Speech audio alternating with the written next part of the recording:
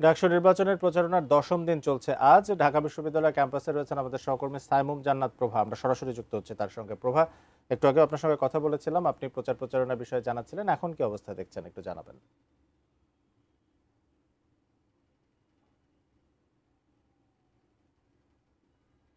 ধন্যবাদ আরেফিন। আমরা রয়েছি ঢাকা বিশ্ববিদ্যালয় ক্যাম্পাসের কলা ভবনের সামনে। আমরা কিন্তু সকাল থেকে এখানে রয়েছি এবং আমরা দেখতে পাচ্ছি যে এখানে স্বতন্ত্র প্রার্থী সহ বিভিন্ন প্যানেলের প্রার্থীরা কিন্তু তাদের প্রচারণায় ব্যস্ত সময় পার করছেন এবং শিক্ষার্থীরাও কিন্তু উৎসাহ এবং উদ্দীপনা তাদের মধ্যে লক্ষ্য করা যাচ্ছে।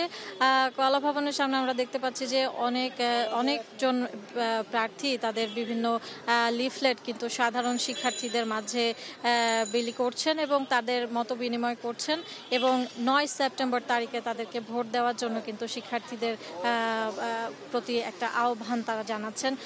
আরিফিন, আমরা জানি যে ৯ সেপ্টেম্বরে কিন্তু অনুষ্ঠিত হতে যাচ্ছে ঢাকা বিশ্ববিদ্যালয়ের ছাত্র সংসদ ডাকসুর নির্বাচন এবং এই নির্বাচনে ওই দিন কিন্তু সকাল ৮টা থেকে বিকেল ৪টা পর্যন্ত ভোট গ্রহণ চলবে এবং ভোট গ্রহণের মাধ্যমে কিন্তু ঢাকা বিশ্ববিদ্যালয়ের ছাত্র সংসদ পেতে যাচ্ছে ছাত্র প্রতিনিধিত্ব।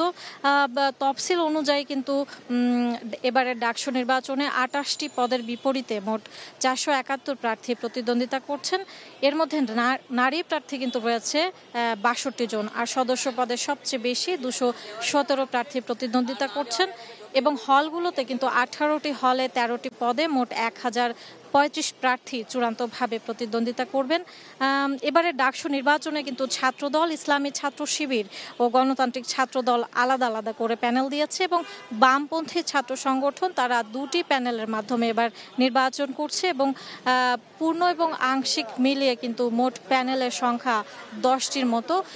আমরা ক্যাম্পাসে বিভিন্ন শিক্ষার্থী এবং বিভিন্ন প্যানেলের পদপ্রার্থীদের সঙ্গে কথা বলেছি এবং জানতে পেরেছি তারা আসলে ৯ সেপ্টেম্বর দিনটির জন্য অনেক উৎসাহর সঙ্গে অপেক্ষা করছেন এবং যারা সাধারণ শিক্ষার্থী এবং ভোটার রয়েছেন তারা কিন্তু ৯ সেপ্টেম্বর ভোট দিয়ে তাদের প্রতিনিধি নির্বাচনের জন্য আসলে তারা উদ্গ্রীব হয়ে আছেন এবং তবে কোনো প্রার্থী কিন্তু এমন শঙ্কাও প্রকাশ করছেন যে নির্বাচনকে বানচাল কিংবা নারী ভোটারদের অংশগ্রহণ কমাতে কিন্তু একটা দল কাজ করছে, এরকম অভিযোগও কিন্তু প্রার্থীরা করছেন।